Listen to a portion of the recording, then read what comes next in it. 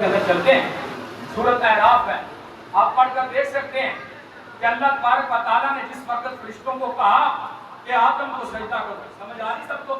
سبحان اللہ، توجہ کے ساتھ سننا، لطف آئے گا اور آپ نے جو ایک ایک قدم اٹھایا ہے اس پر آپ فخر کریں گے کہ ہمارا اس نبی کے ساتھ عمل ہے۔ سبحان اللہ، اللہ نے کہا آدم کو سجدہ کرو، انہوں نے سجدہ کر دیا۔ ایک ایسا ہے تھا عزازیل، وہ جن، وہ ابلیس، وہ شیطان، اس نے سجدہ نہ کیا۔ اب اللہ نے اس سے پوچھا پھر تو بتا تو نے کیوں نہیں سجدہ کیا؟ اب یہاں سے دیکھنا ہے کہ بندہ برباد کس طرح ہوتا ہے۔ یہ آپ کو عقیدے کی بات دینے لگا تو اس نے کہا کہ انا خیر منہ، کہ میں اس سے بہتر ہوں، اس لیے میں نے اس کو سجدہ نہیں کیا۔ اور پھر اس کا انجام کیا ہوا کہ اللہ تبارک و تعالیٰ نے اسے ذلیل کر دیا، اسے برباد کر دیا، اس کے اعمال ضائع کر دیے۔ تو ہمیں یہیں سے پتہ چل رہا ہے کہ جو نبی کا احترام نہیں کرتا وہ شیطان ہے۔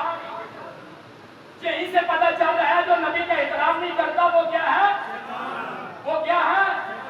تو جو نبی کے اندر عیب نکالے اس سے بچ کر رہنا وہ شیطان ہے۔ جو نبی کے علم غیب پر اعتراض کرے اس سے بچ کر رہنا وہ شیطان ہے۔ جو نبی کی کسی نسبت پر اعتراض کرے، نبی کے جلوس پر، نبی کے میلاد پر، نبی کی سیرت پر، نبی کی سنت پر، نبی کے کسی بھی اسوہ حسنہ پر، نبی کی رات پر، نبی کے دن پر، نبی کے صحاب پر، نبی کے اہل بیت پر، نبی کی بیٹیوں پر، نبی کے ازواج پر کوئی اعتراض کرے، سمجھ لینا کہ یہ شیطان۔ جو نبی کی عزت نہیں کرے گا، قرآن اسے کہہ رہا کہ وہ برباد ہونے والا برباد ہو گیا۔ اللہ نے اسے شیطان بنا دیا، وہ جہنم کا ایندھن بن گیا۔ ایک چیز میں نے آپ کو دے دی کہ نبی کا احترام کرنے والا مومن انسان، اور جس نے نبی کا احترام نہیں کیا وہ برباد ہو گیا۔ اور اس سے بچ کر رہنا ہے جو نبی کے کسی بھی حوالے سے آپ نکالے، نبی کی ایک ذات ایسی ہے جس کا کوئی بھی آپ نہیں نکالا جا سکتا۔ اگلی چیز جو میں آپ کے سامنے رکھنا چاہتا ہوں وہ یہ ہے کہ نسبت کیا فائدہ دیتی ہے؟ سرکار کی نسبت انسان کو کیا فائدہ دیتی ہے؟ مثلا آپ دیکھیں کہ حضور صلی اللہ علیہ وسلم نے کھانا تناول فرمایا، آپ نے اپنے ہاتھ صاف، اب اس رومال کو صاف کرنے کے لیے وہ کیا کرتے تھے؟ پانی سے نہیں دھوتے تھے، وہ جو ہے پانی سے نہیں دھوتے تھے، بلکہ اس کو صاف کرنے کے لیے آگ میں بھیج دیتے تھے۔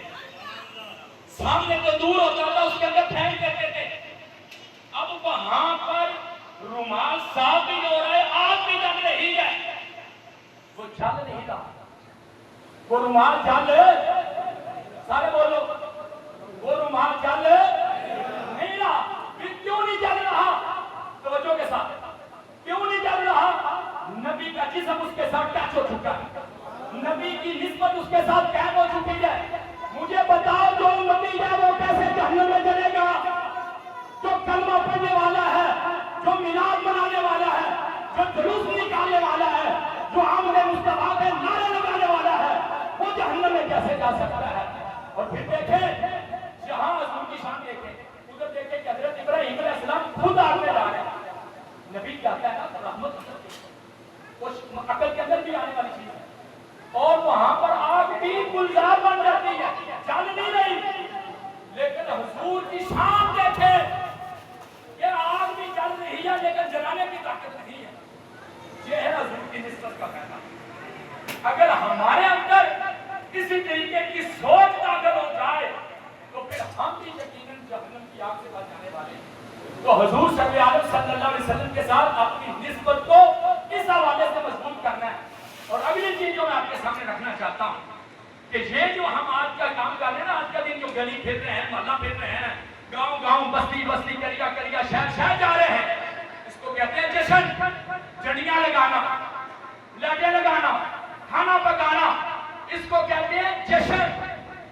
اور حضور کی سیرت کو اپنانا اس کو کہتے ہیں مشن۔